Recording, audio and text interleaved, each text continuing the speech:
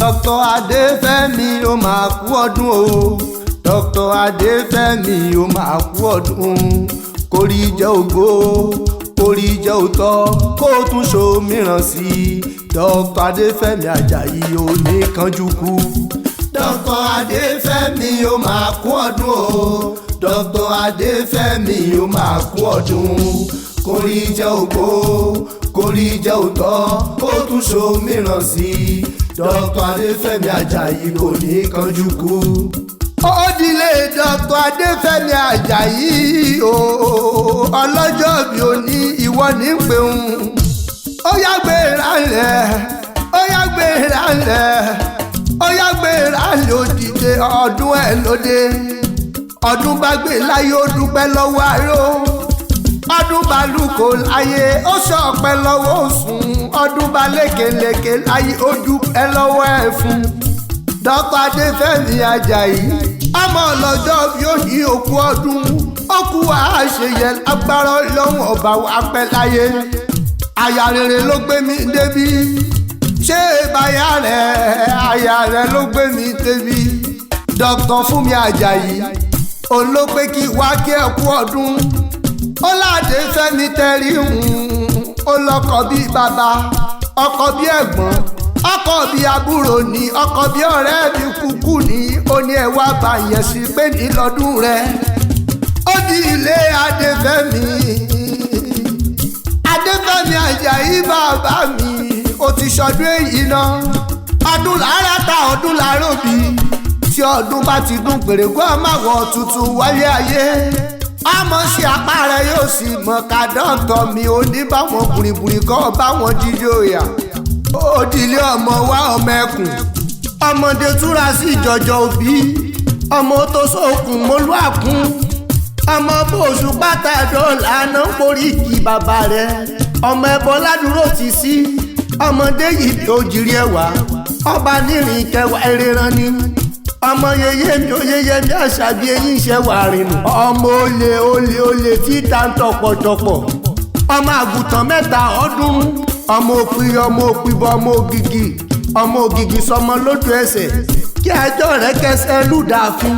Ọmọ ẹlẹ́dà ẹ̀ nìní lakọ̀. Ọmọ ẹlẹ́dà ìfiri bí òjìjí.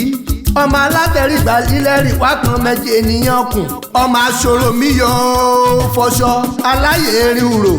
Ọmọ ẹlẹ́yẹ ṣe wẹ́yẹ̀wẹ́yẹ̀ ká tún dórí ògùn rí a. Àgbà èrò ló ṣerú ṣèkà. Kọ́mẹ́yẹ orí ògùn rí ààrẹ mọ wẹ́rẹ́. Ọmọ igi mẹ́ta òkè ẹ̀dà. Òkè ẹ̀dà àrùn tìmọ́tìmọ́. Ọmọ ọlọ́dún obìnrin wọ tọ̀tún. Ilé ọmọ wa ọmọ ẹkùn. Ọmọ ẹlẹ́yìn kùlẹ̀ àdéhùre. Ọmọ ẹlẹ́dà ẹni ní lakọ̀ ṣó gbọ́ dídùn ẹnu mi.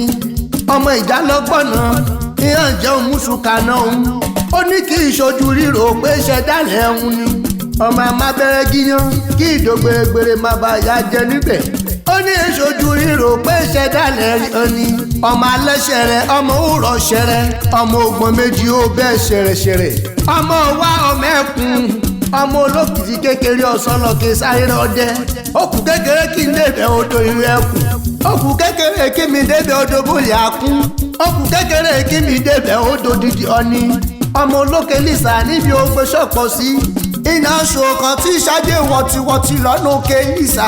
Ìpalẹ̀ fagbọ́nà tẹrú tọmọ kò yí òkè lìsà ilé bàbá rẹ̀. Ọmọ ọmọ ẹkùn ọmọ ẹlẹ́rìn kúlẹ̀ àdéhùre. Àkúrẹ́ olóye mẹ́kùn kúkú nílé ọmọ amúdálẹ̀ mógún ẹnu pani olómi méjì ọ̀pẹ̀jẹ̀jì lálàlà kan tí pèrí aládòmí ọmọ.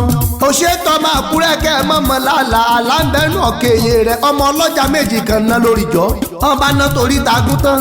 Wọ́n á ná kan mẹ́sẹ̀ anáyè ọmọkùnrin Àkúrẹ́ tó kó bọ̀. Ọmọ agádà apẹ̀rin ọmọbìnrin Àkúrẹ́ tó dóbò fòṣìmí ló pẹ́ fún. Ọmọ ọlọ́jọ́ Òṣòdì anáyè ọmọ ọlọ́jọ́ Òṣòdì àná korukorukorukoru ọmọ ọwọ́ ọmọ ẹkùn tí fi torí ọmọ ẹkùn tí fi ti rù. Dr. Adefemi àtẹ́ntì ọ̀pẹ̀kùn àtẹ́ntì ọ̀tẹ̀kùn àtẹ́ntì ọ̀rẹ́kùn àtẹ́ntì ọ̀jẹ̀kùn nílé bàbá òkèrè ni wọ́n ti mọ̀ ọ̀nà jẹ́kùn. Táà ní ọmọ bójú ẹkùn ó bá ní lẹ́rù dojú ewúrẹ́ lọ. Ó ti ṣọdún èyí náà.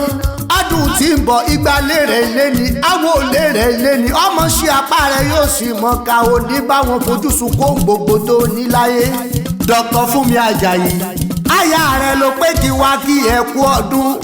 Olóní kí kí ẹ kú àṣeyẹ ó ló ti ṣọdún èyí o pọ́dún tí ń bọ̀ wọ́n nífẹ̀ẹ́ ọ̀sọ́run yìí láṣẹ ọlọ́run ọba happy birthday to you o Dr. Adefemi Ajayi ìgbà ọdún enílẹ̀ fi ṣe láyé kò wá sígbà tí wàá lò láyé òní gbọ́kú àyà òní gbọ́kú ọmọ lágbára ọlọ́run ọba tó bá bí yẹn léèrè pé ta ló kí ẹ kú ọdún ìjọ ọmọ yé wọn àmọ́ ó lè mí jẹ ìwọ ni mí olódù ọba ọmọ atẹnigbọrẹ.